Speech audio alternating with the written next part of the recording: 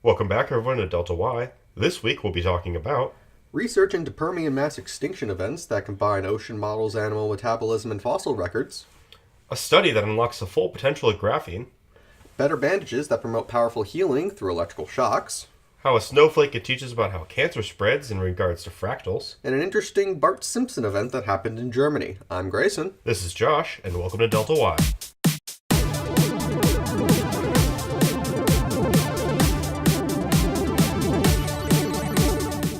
So, the first article that we're going to be talking about today is research on the biggest mass extinction that was caused by global warming, leaving ocean animals gasping for breath. This comes to us from Science Daily and the University of Washington, where scientists combined ocean models, animal metabolism, and fossil records, where researchers were able to show that the Permian mass extinction in oceans was caused by global warming that left animals unable to breathe. As temperatures rose and the metabolism of marine animals sped up, the warmer waters could not hold enough oxygen for their survival.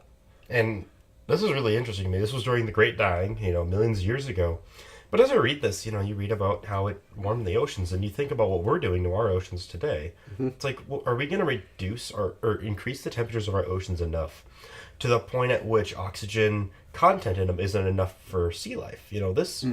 This doesn't work. Like it shouldn't worry me as much as it does, because I know it takes a lot to heat the oceans. But when you look at polar ice, depths and temperatures currently, it's kind of alarming comparing it to the Permian mass extinction. Yeah. I this is really worrying for me to see this coming up. This was published December 7th in Science magazine, and the research that these UW doctoral students, and well, there was one from the first author, Justin Penn, who's a UW doctoral student in oceanography, where he said that they were able to, this is the first time that they've been able to make, quote, a mechanistic prediction about what caused the extinction that can directly be tested with the fossil record. So they were actually able to use the models and the fossil record themselves to basically correlate what actually caused that extinction that basically followed along from the massive volcanic eruption in Siberia that was yeah, it was devastating. it was. It just heated everything up, and then the heating that a volcanic eruption caused in, the prehistoric era was equal to what we're causing nowadays with, our modern global warming with factories and cars and everything. If we had a super volcano erupt today, I think we'd see an increase. The amount we've seen an increase in the past 200 years since the Industrial Revolution really kicked off is about comparable to a super volcano, I believe. Yeah. And yeah. If their super volcano did that to them, we've slowly been building to their level again of the amount of carbon dioxide in the air and the degradation on our atmosphere. So will we see this rise up again in ocean temperatures? And we're seeing it already. You can't deny this kind of thing. No, not really. When you look at scientific data from both satellites, ships, and planes that have measured consistent ocean temperatures over the past few decades, it's been rising by the decade. Yeah. Which is astronomically high for how oceans should rise. Yeah, and I actually read an article recently about how scientists developed a mineral that can basically suck CO2 out of the air. That that could provide a potential fix for this, because I don't know what exactly is going on with... I wrote a paper on that last year. You did? Yeah. So in my English class, I wrote a paper on a company that was creating CO2, or it was essentially, CO2 scrubbers. So what they did is they capture CO2 with big filters. They break it down into oxygen and carbon, like the fundamental elements. They separate them and they put the oxygen back into the air. Well, that actually creates something very interesting. Well, it creates something potentially dangerous, because the oxygen content in our atmosphere right now is almost perfect.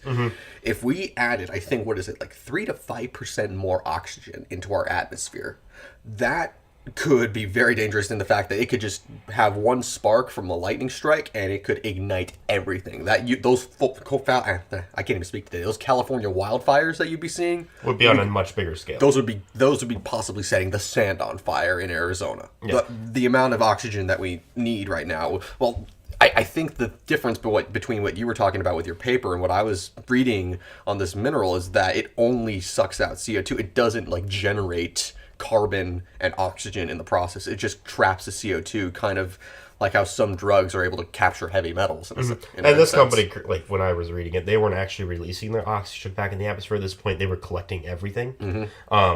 So, I mean, technically, it's not going to be a degradation to our atmosphere. It's just collecting more CO2 out of the atmosphere. Yeah. And I think they had another method where they were looking into how they put, better chemicals back in the atmosphere based on what they pull out of the atmosphere. So they're looking like, how can we put nitrogen, oxygen, and everything else we need to live, with the right ratios back in the atmosphere based on what we're pulling out of it. So that was, I mean, it's good to see that technology. But, I mean, back to this article, it's like, if we don't have people doing stuff like that, where we have people trying to reduce our current, yeah, because this is basically the opposite of that. What's happening with all this heating up is that there's not enough oxygen. So how can we generate something similar to that mineral that you're talking about, or these CO2 scrubbers, where we can put more oxygen back into the water? Like that's the main thing that I'd be wondering. Okay, if these CO2 scrubbers deposit carbon and oxygen, why can't they pump the oxygen into the water? I don't understand that science at all. Okay, you try. Okay, have you ever tried taking a straw and putting it into a pool of water? Guess what happens? You make bubbles. Which, you make bubbles. Exactly. I'm saying I don't understand the knowledge, like the. I remember doing this in biology, but I don't remember quite what the process is. It's there's like an aerosolization, or whatever the word is for it, of integrating there's a process in which you can integrate the oxygen into the water as a mixture. You'd have to do reverse electrolysis. Essentially, you'd have to, instead of remove oxygen from water, you'd have to somehow connect oxygen to water molecules. Or you could, or hydrogen. Yeah, I think that's what it was. I'm not entirely sure, but that definitely could hopefully prevent something like this even as the temperature rises, as long as because we could actually dually use those CO2 scrubbers that you're talking about, capture the CO2 in the air and then re-inject it into the water. It's basically striking two birds with one stone.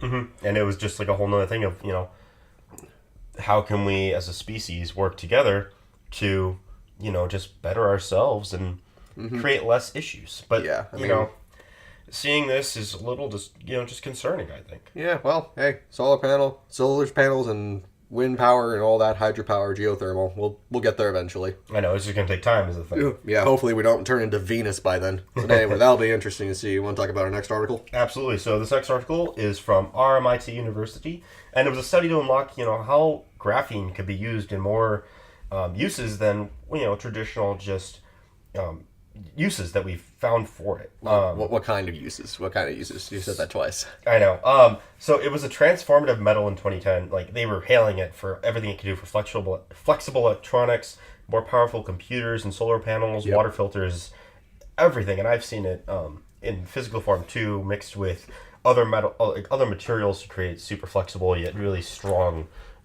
solids. So what they were saying is that graphene not only does all that, but that, because it has so many uses, we can use it to, put on faster computers. So essentially, right now we're using silicon-based computers. Yep. I think we talked about this like 2 weeks ago or something, because we've had a lot of graphene in our news articles. Yeah. So what this is saying is that when they use graphene to build batteries, or like a capacitor, they're essentially creating a supercapacitor. Yep. Like, with very little effort. Because they can use like graphene nanofoam, which has a very high surface area when it's used as a dielectric. And the team there used pure graphene to build a versatile humidity sensor with the highest sensitivity and the lowest limit of detection ever reported. Interesting. I didn't know they could use those as temperature sensors. I didn't know. It's a humidity sensor. So think about that. Oh, humidity. Sorry. But you can use it for that too. Pretty much. But the theoretical capability of that is, you can do much more accurate sensors. Yeah. Because this material is far more sensitive, but at the same time, it's not going to be.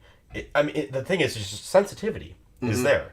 We don't have that massive amount of sensitivity with some silicone-based products. Yeah, that's actually going to be really interesting. Not just for like the sensors bit or the material science bit, but for the electronics and the computer-based bit as well. Because we're using silicon-based semiconductors right now, and they have like a van der Waals radius of maybe 9 or 14 nanometers, something like that. If we can get those down to graphene or carbon atoms with a van der Waals radius of, I think it's 9 nanometers, we could shrink down so many chips to be even smaller than they are now with silicon based, and we could stick more MOSFETs, more semiconductors, more BJTs, just more transistors into a single chip that's even smaller than before. And I mean, the biggest thing here is that graphene is a two-dimensional property, where you can make a sheet of graphene that's one atom thick. So storage-wise, for electricity and sensor technology, that's huge because you could create sheets of graphene that are so thin, it transcends a lot of the uses of traditional silicone. Yeah. So that's just a really interesting way to think about it, where you could use 10 times as much graphene as silicone, yet still have a much, much smaller footprint. Indeed. That's definitely, interesting thing to watch out for, because we've already done a lot of news on graphene in a couple of our episodes already. And I think it's just because graphene is such a promising material for what our fields are and just the world in general. Well, yeah, that's going to be definitely interesting to see, because what is it? If you could, I think I read something. I forget what I keep forgetting these articles, man. But I read another article somewhere that you could actually layer graphene, because it's not good when you slice them along the plane, but if you could layer them in a way, I forget what the dimension was too. God dang it! I really need to reread these articles. But there's a way to make these things practically bulletproof armor. I can imagine that with just a couple sheets. A lattice structure of graphene. Graphene is just such a strong and flexible material. It's even stronger than diamond. So I know, but it's just so flexible too that it could absorb the energy while still providing a penetration armor. I'd like to see if we could use it for piezoelectric effects and whatnot. See if we could use those to generate sound, or potentially use them as pressure sensors too. I mean, there's just so many things here, and we've been going on a decade now with working with graphene. So more than that, I should say, but practical applications for graphene have been coming out this decade, and I think in the next decade or two we'll start to see much more practical effects from graphene. Come into the economy, come into our lives especially. All right, and I actually want to transition out of the news for a second here and just address something for a lot of our podcasts, which is going to be a little bit of a monologue here, Josh, but we've talked a lot about other foreign nations. We did this last week with the Chinese designer baby thing from the genetic editing designer CRISPR, baby. Yeah, for CRISPR. And we did this in our first episode too, where we talked badly about foreign nationals.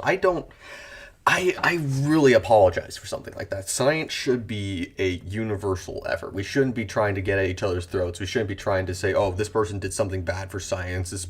This country did something bad for science." They didn't. It should be a universal effort. I don't see why we should divide ourselves. I'm gonna have to work really hard on that, because I think the problem here is, both of us feel the same way. We don't want to divide the world. Science is made to join us together. Yeah. But it's the news media. It's everything that we get our information from. Yeah. That kind of tries to divide the world. And I think it's mainly just our own personal. I don't think it's a news media. I think it's our own personal biases that get in our way. Mm-hmm. And I think that the biases we have are just because that's how we were taught. Yeah. And I do think that we don't want to think it's the news and the media, but they have influenced us greatly in our lives. True, this is true. But yeah, one of the things that I found interesting about the whole CRISPR, the designer baby thing, is that China had a really huge interest in reproductive technology. They had that one child policy for a long time. And now they've gotten, now this one scientist who, despite having a lot of his work being called out as bunk by many science communities, there's at least 15 inconsistencies that I've seen from I think it was a HuffPo article that I read on this, but it's really interesting seeing them transition from a one-child policy from a governmental aspect into potentially creating a genetic aspect for the reproductive technology. That to me was really interesting. I don't approve of it personally because of the ethics behind it, but the thing we have to get across here is we don't want to bash any foreign nationals. Just foreign people in general. Any Chinese, French, Algerian. No foreign nation. There's a lot of them. You can't start listing them. It's not the people. It's not who they are. It's not what their beliefs are. It's the ideas that are behind. Well, it's their work, and it's the work that they do that sometimes coincides with ethics in the world, and that's really what we're concerned with, is the ethical, correctness of what some nations do. Yeah, because the U.S. of course has done a lot of shady we've stuff. done some very bad stuff in the 70s and the 80s with the CIA. Japanese we have no right, all this stuff historically. Exactly, we have no right to try to correct other nations. It's who people are. It's who humans are as humans. Yeah. Sometimes we're terrible things. and we do terrible things. So we just want to make it clear that, we're not again. We are very much so a generation, I think, that are very welcoming to everybody. We've come from our parents are a generation where, there was racism and there was stigmatisms against other nations and other people. And I think our generation is greatly working against that to, bring together the world more than we have been before. Yeah. So we just wanted to address that for everybody. But I think, having that out of the way, I think we should get back to our next article. Yep. So this one's titled, It's Not a Shock. This comes to us from physics.org. And Sam Millian-Weaver, who is the writer of it, from the University of Wisconsin-Madison, where a new low-cost wound dressing developed by the university engineers could dramatically speed up healing in really an interesting way. They basically have developed a bandage that applies electricity that's powered by the subject's own motion, and they apply it across the wound to help reduce healing times. Yeah, it looks like they've healed in a mere 3 days compared to 2 weeks. That's what they're quoting, and that's in rodent testing. And this is really cool. I don't know how this would work theoretically. I am no human scientist. Biologist. As an engineer, I don't do humans. Yeah, it's a problem. I don't function human. We can't understand how humans work. It's just not who we are. I mean, you can ask my roommate who's a biology major. He might be able to help you out with that. But this is actually really interesting for me because I ended up being a part of a study where I don't remember what it was for, exactly what they were testing for, but they put me in this room and they had this little machine that applied shocks to my brain. It was supposed to be transcranial direct current stimulation. And they stimulated a part of my brain where I just tensed up part of my muscle. And I just kind of thought of that when I thought of this. When I heard this is really interesting for me because I don't know. It's really quite intriguing how electricity can affect a biological system like this, and especially how it can improve healing times. Yeah, and it's quoting down here, exposing these cells to the high electrical pulses causes them to produce almost 5 times more oxygen. Well, reactive oxygen species.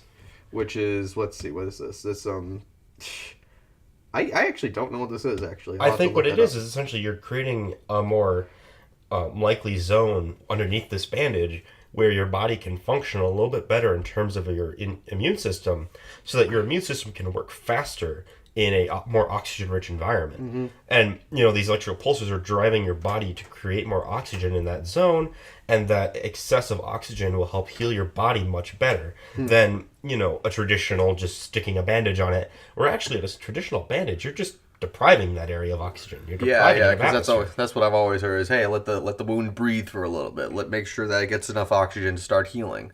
So that's actually able to produce oxygen as well, or 5 times more reactive oxygen. Yeah, so it's not the producing of the oxygen; it's actually causing your body to produce oxygen. Is it? I don't. Yeah, so it's a reactive. So it uses your body's movements to create an electrical pulse, which causes your body to reactively make oxygen.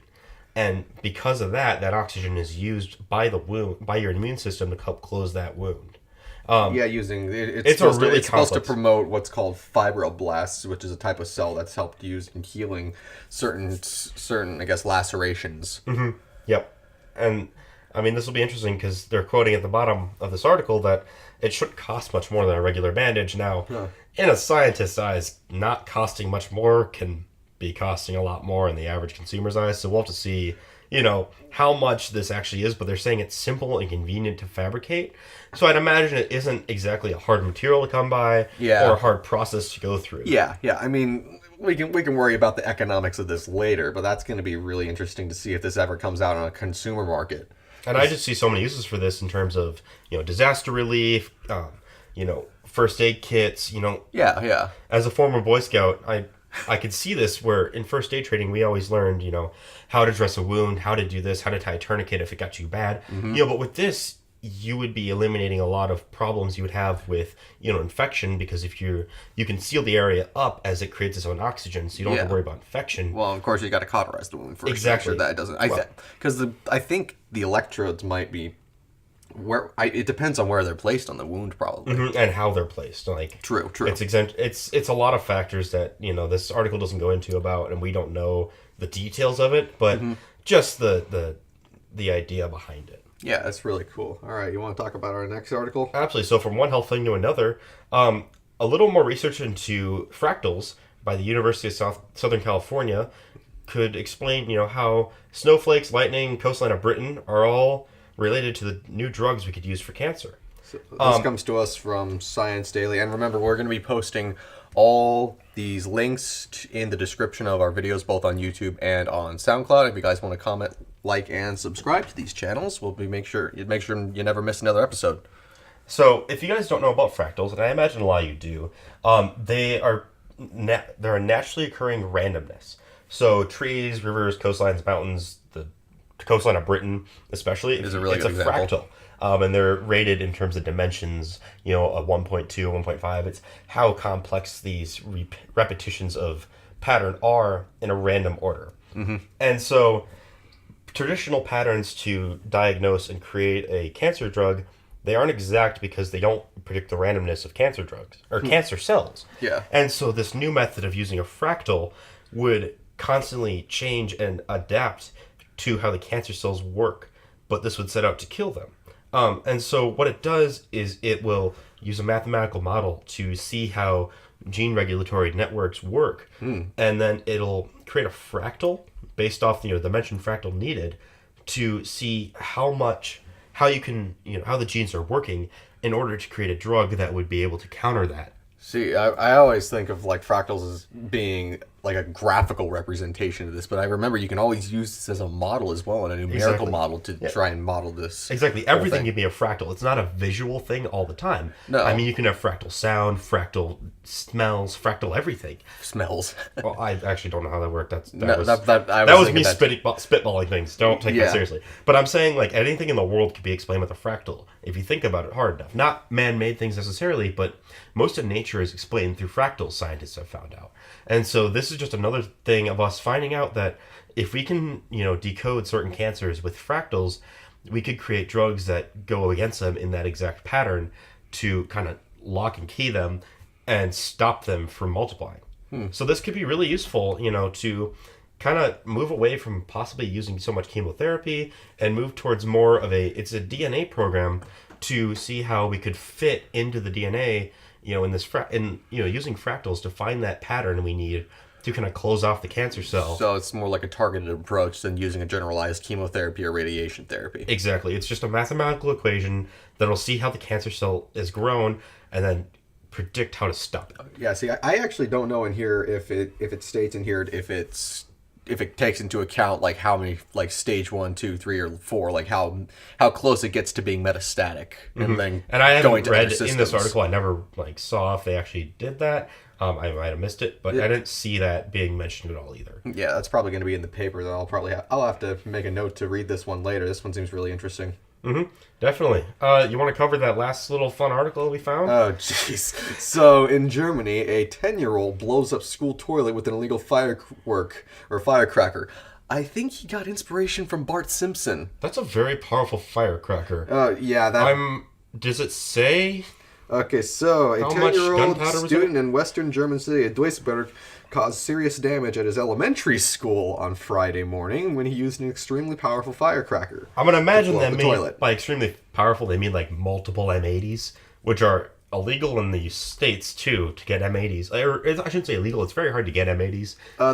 So the police said the boy used an illegal Polish firecracker next to the toilet. They didn't put it in, lit the fuse, then they ran out of the boy. Okay, so he didn't put it in like Bart Simpson would have. No. It sent shards of glass flying more than 15 meters. So I'm imagining they had glass like... Oh, like the windows. Like the shockwave from the windows. So it shattered windows and sent shards of glass. We'll do this for international viewers. 15 meters, or for the rest of us, 50 feet. Our silly imperial system. 50 feet. So 50 feet of range on the shards of glass that were sent into the schoolyard. But thankfully, no one got injured. Yeah, that would have been really life-threatening if something like that had happened. So they searched 54 apartments and numerous fireworks warehouses and confiscated 74 packages of Polish fireworks en route to customers via parcel services. Prosecutors had said that the customers had no idea how absolutely life-threatening the contents of the packages were.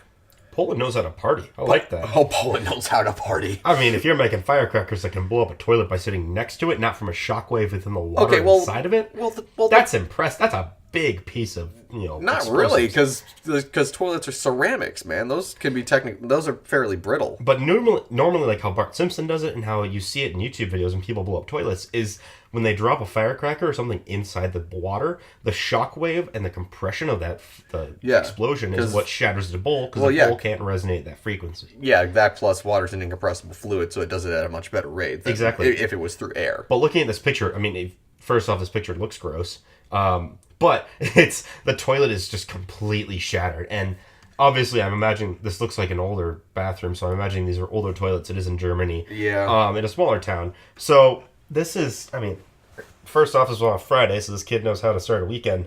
And it looks just like the firecracker just decimated everything. I mean, you can see pieces of what looks like a ceiling tile laying on top of it. Oh, jeez. And it's just, which makes me think, how much explosive powder was within this firecracker, because I mean, I'm not going to start Googling it because that could be bad, but yeah, but that's going to provide some kind of interesting forewarning to the people starting the German New Year's celebrations, as fireworks are permitted for private use around the country. I think it's when probably I forget when those sales, it doesn't say when the sales are starting, but that's going to be that's going to be really interesting to see. Yeah, how it's going to impact, not just firecrackers and fireworks there, but across Europe, Yeah. Between, the rise of, unrest in Europe and certain countries.